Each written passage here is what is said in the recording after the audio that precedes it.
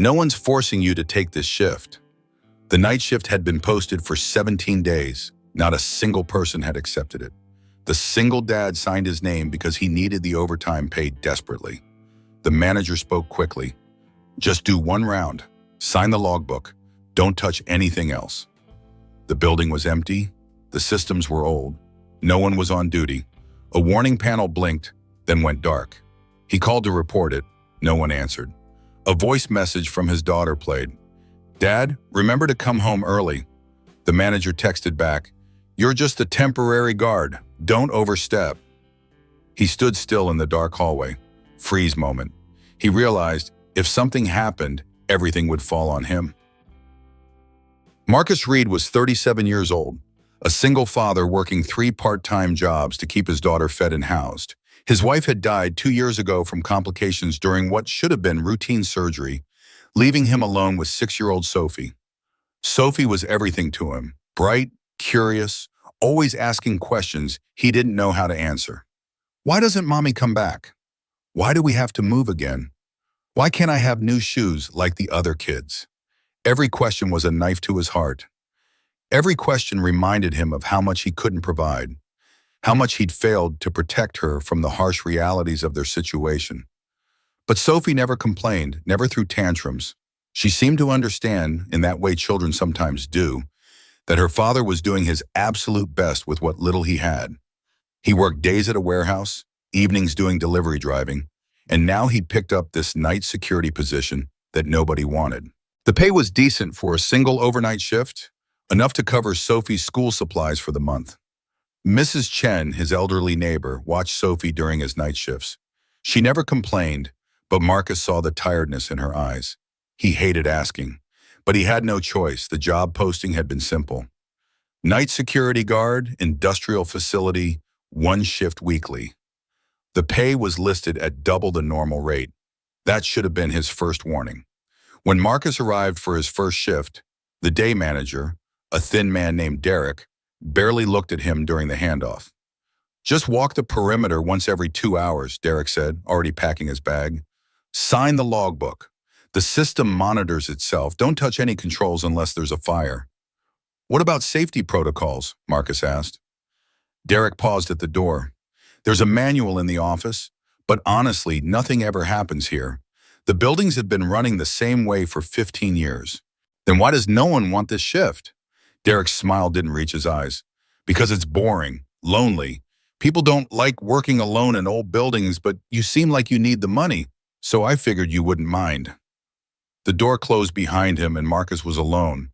The facility was massive, a chemical processing plant that had been retrofitted multiple times over the decades. Pipes ran along every ceiling. Pressure gauges dotted the walls. Everything hummed with a low, constant vibration. Marcus walked his first round, flashlight in hand. The building felt wrong. Not haunted, not dangerous, just neglected. Like a body that was still functioning, but hadn't seen a doctor in years. In the control room, he found the logbook. The last entry was from 3 weeks ago. The handwriting was shaky. System pressure fluctuating. Recommend immediate inspection. Nothing had been done.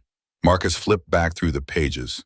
Multiple entries over the past 6 months mentioned the same thing. Pressure issues, temperature irregularities, strange readings. All ignored. He pulled out his phone and took a photo of the logbook. He didn't know why. Instinct, maybe. The same instinct that had kept him alive through a rough childhood.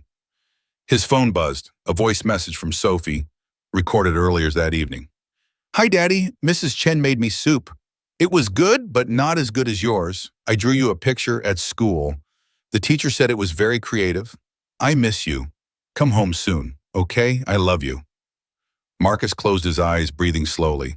This job was just for a few months, just until he could save enough to get Sophie those new shoes, to pay the overdue electric bill, to stop waking up every morning with his chest tight from worry. He could do this. At 11 p.m., he started his second round. The building was darker now. Some of the automatic lights had failed to turn on. In Sector 3, he noticed something. A pressure gauge reading 47 psi. The chart on the wall said normal range was 20-30 psi. Marcus stared at it. That couldn't be right. He checked the adjacent gauges, all reading high, not dangerously high, but consistently above normal. He pulled out the manual Derek had mentioned, found the section on pressure monitoring. Read the safety protocols. Any reading above 35 psi should be reported immediately to the facility manager and safety coordinator. Marcus pulled out his phone, called the emergency number listed in the manual. No answer. He tried the facility manager's number. Straight to voicemail. He tried Derek's number. No answer. He stood there in the humming, vibrating corridor, alone watching the gauge needle quiver at 47 psi. And he understood why no one wanted this shift. Because if something went wrong, the temporary night guard with no union protection and no permanent contract would be the one blamed. Marcus spent the next hour documenting everything. He photographed every gauge reading above normal. He found temperature monitors reading 15 degrees higher than the posted safe range. He discovered ventilation systems that were supposed to be running, but sat completely still. In the small security office, he found a filing cabinet. Inside were incident reports dating back 3 years. Reports of equipment failures. Reports of near misses. Reports of workers complaining about strange smells, headaches, dizziness. Every report had been marked resolved with no details about what action was taken. At 1 a.m., Marcus called Derek again. This time Derek answered, his voice thick with sleep and anger. "What?" "The pressure readings are way above normal," Marcus said. "The manual says to report anything above 35. I'm seeing 47, 49 in some areas." "The system is fine," Derek said. "Those gauges are old. They read high sometimes." "All of them." "Marcus." Derek's voice changed, became harder. "You're new. You don't understand how this place works. That equipment has been running for 15 years. If there was a real problem, it would have shut down automatically." "But the manual says—" "The manual was written 20 years ago," Derek interrupted. "The reality is different. Do your rounds, sign the log. Don't create problems that don't exist." "What if something happens?" There was a long pause. "Nothing's going to happen," Derek said slowly. "And if you keep making unnecessary calls in the middle of the night, you won't be asked back for another shift. Are we clear?" Marcus felt his jaw tighten. "Clear." The call ended. He stood in the office, phone in hand, knowing he had just been threatened. Knowing that if he pushed harder, he'd lose this income. Knowing that Sophie needed new shoes and the electric bill was due, and Mrs. Chen couldn't watch her for free forever. But he also knew what those pressure readings meant. He'd worked enough industrial jobs to understand. High pressure meant stress on pipes, stress on joints, stress on seals that might have been installed 15 years ago and never replaced. The warning signs were everywhere once you knew how to look. The slight vibration in the walls that was stronger than it should be. The way certain pipes felt warm to the touch when they should be cool. The faint chemical smell in areas where there shouldn't be any smell at all. Marcus had seen industrial accidents before. Had worked at a plant where a steam line ruptured because someone ignored maintenance warnings. 3 workers hospitalized. Millions in damage. Years of lawsuits. All because someone decided that maintaining production schedules was more important than maintaining safety standards. He wasn't going to be part of that again. Marcus made a decision. He continued his rounds, but this time he recorded everything. Video of the gauges, video of the still ventilation fans, video of the temperature monitors. In Sector 5, he found something worse. A pipe junction with visible stress fractures, small cracks in the metal, weeping a clear fluid that pooled on the concrete floor below. He knelt down, careful not to touch it, took photos from multiple angles, checked the identification tag on the pipe, chemical designation, methyl ethyl ketone, hazard class, flammable liquid, toxic. Marcus's hands started shaking. He pulled up the building schematic on the computer in the security office, traced the pipe system. That particular line ran through the entire facility. It passed directly over the employee break room. It passed within 20 feet of the main electrical panel. If that pipe ruptured, if those stress fractures spread, if that leak became a spray. He thought about Sophie, about Mrs. Chen sleeping in the apartment building 3 blocks away, about the residential neighborhood just on the other side of the facility fence. Marcus pulled out his phone and called the city's emergency services non-emergency line. I need to report a potential chemical leak at an industrial facility. The operator was professional but clearly tired. Is there an active leak right now, sir? There's a pipe with stress fractures. It's weeping fluid. The pressure in the system is abnormally high. But no active release? Not yet, but... Sir, you'll need to contact your facility manager for equipment issues. We respond to active emergencies. I did contact him. He told me not to worry about it. Then I'm afraid there's nothing we can do unless there's an immediate threat to public safety. The call ended. Marcus sat back in the chair, defeated. The system was designed to ignore people like him, the temporary worker, the night guard with no credentials, the single dad who needed the money too badly to make waves. At 3 a.m., he made his decision. He began compiling a formal report. He used the computer in the security office to access the facility's internal documentation system, found the templates for safety reports, found the submission process. He filled out every field carefully, attached every photo, included GPS coordinates for each location, cross-referenced everything with the facility's safety manual and industry regulations. He knew this might be the last shift they ever called him for, but he also knew he couldn't lie in bed next to Sophie's room, listening to her breathe, knowing that he'd seen a danger and done nothing. At 5:30 a.m., just before his shift ended, Marcus submitted the report through the official channels. He printed a copy for himself. He signed the logbook. Multiple safety concerns identified and reported. See attached documentation. Derek arrived at 6 a.m. to relieve him. How was the shift? Derek asked, not looking up from his phone. Quiet, Marcus said. I've filed a safety report. Derek's head snapped up. You what? There are serious issues with the pressure systems in a leaking pipe in Sector 5. I documented everything and submitted it through the proper channels. Derek's face went red. I told you not to touch anything. I didn't touch anything, Marcus said calmly. I observed, and I reported. That's what the safety manual requires. You just cost yourself this job. You know that? Marcus picked up his bag. Maybe, but at least I'll sleep tonight. He walked out into the dawn light, exhausted, knowing he had probably just destroyed his best source of income. But somehow he felt lighter than he had in months. Marcus didn't sleep when he got home.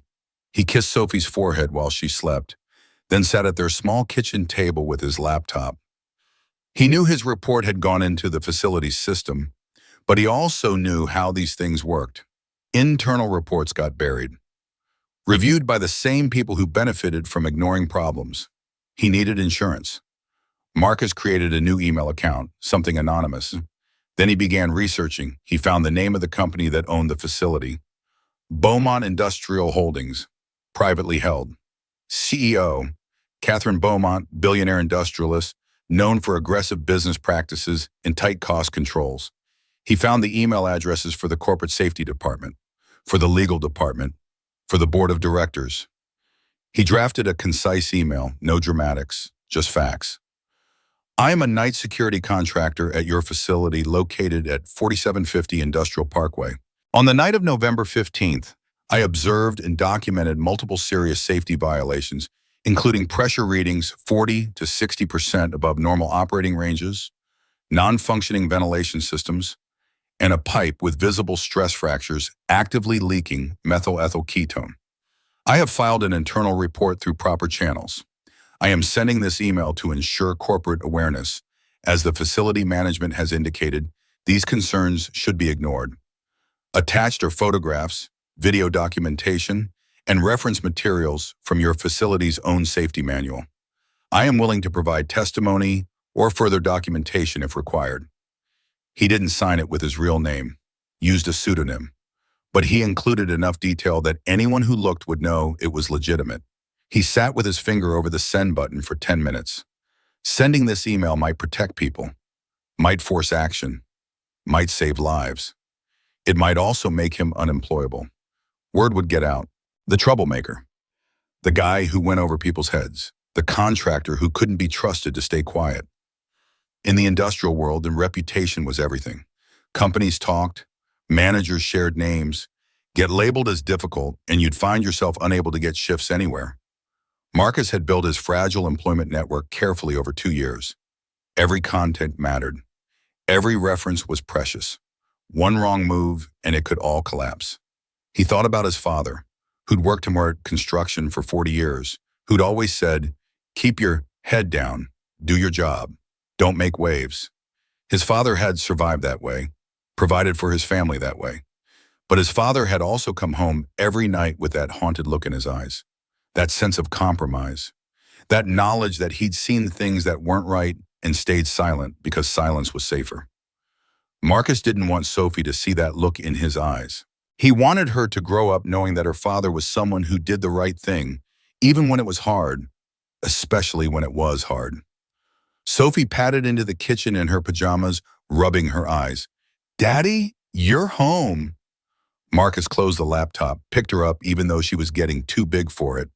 "Hey, sweetheart, did you sleep good?" "I had a dream about Mommy," Sophie said. She was smiling. "She said you're a good daddy."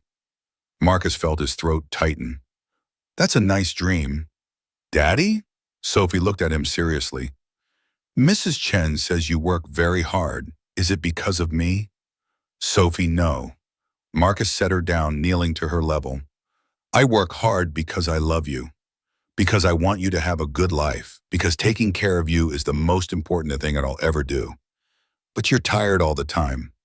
Adults get tired sometimes. That's okay." Sophie hugged him. "I love you, Daddy. I love you too, baby." After he made her breakfast and walked her to school, Marcus returned to the apartment, opened his laptop, looked at the draft email again. He thought about his wife, Sarah, about the hospital that had cut corners on staffing, about the overworked nurse who'd missed the early warning signs, about the administrator who testified that all protocols were followed when Marcus knew they'd prioritize profit over safety. Sarah had died because someone chose silence over action. Marcus clicked send.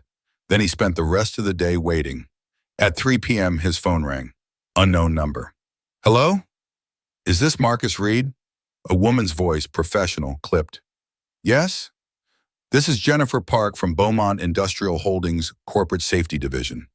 We received a report concerning our facility on Industrial Parkway. I understand you're the individual who submitted it?"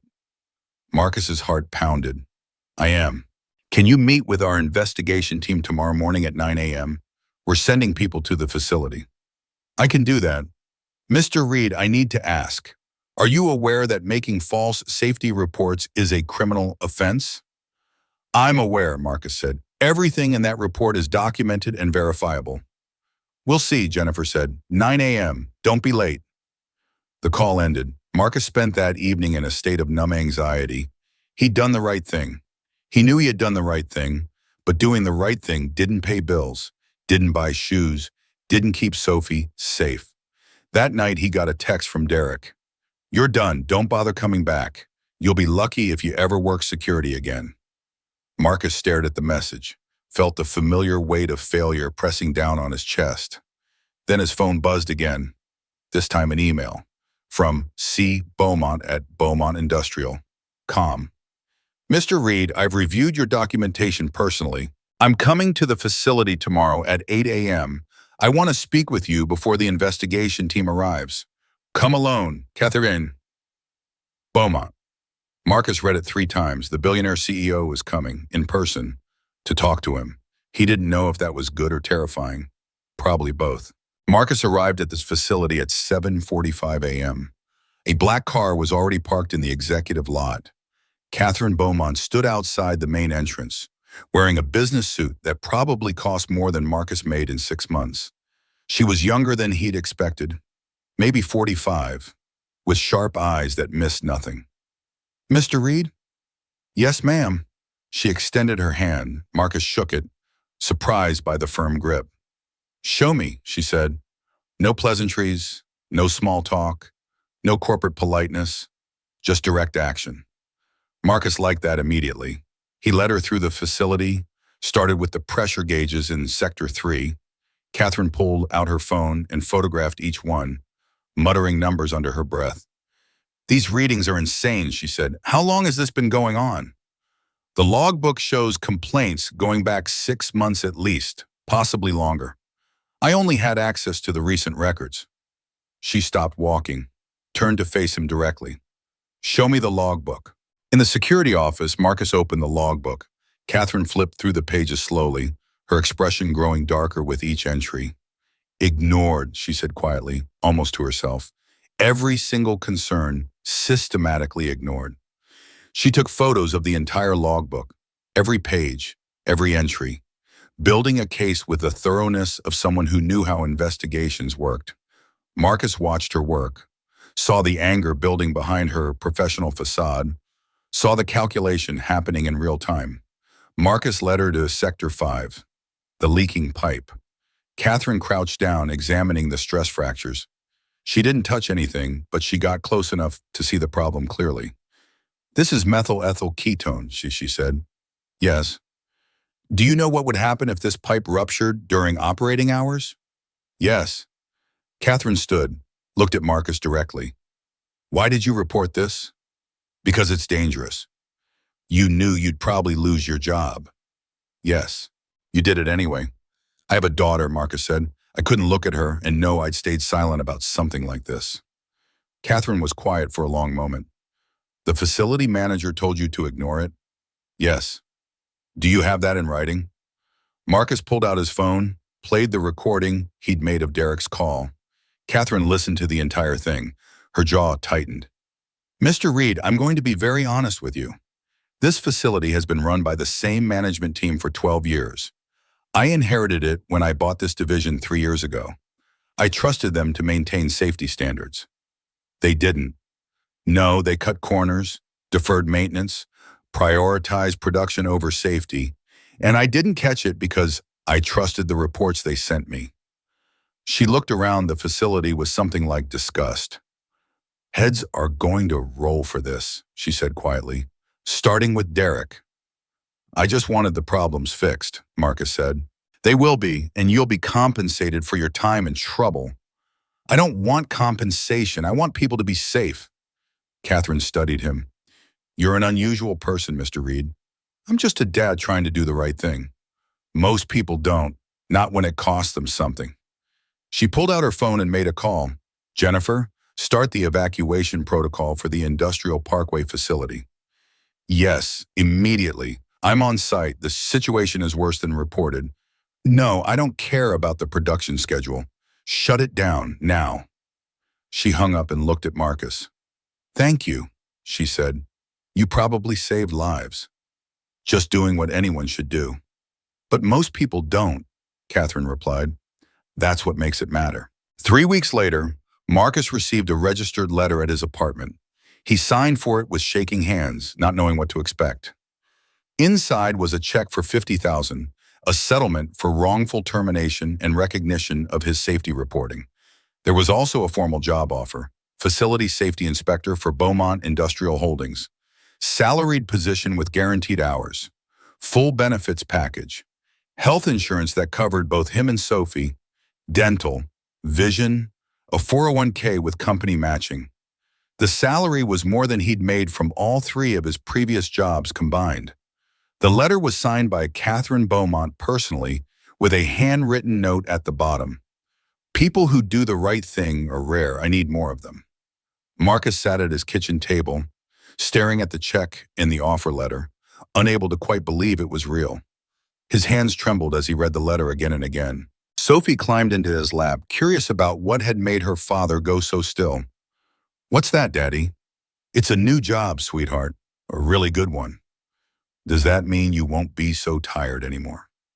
Yeah, Marcus said, his voice catching with emotion. I won't be so tired. The facility on Industrial Parkway was shut down for 6 months. Complete overhaul of all systems. New management team brought in from outside.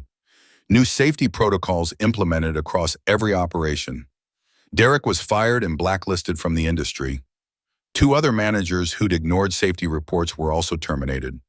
Marcus started his new position and discovered he was good at it. Really good. Better than he'd ever been at anything else in his life. He understood how facilities worked from the ground up, understood how workers thought, what pressures they faced, what they might overlook, understood the pressure to cut corners and the courage required to speak up against it. Catherine Beaumont called him personally after his first month. "You're making waves," she said. "In a good way. My operations managers are complaining that you are too thorough. Just doing the job. You found safety violations at 3 more facilities that my professional inspectors had somehow missed. Because they were looking at paperwork and checklists. I'm looking at reality, at what's actually happening versus what's being reported." Catherine laughed, a sound of genuine appreciation. "I'm promoting you to Regional Safety Director."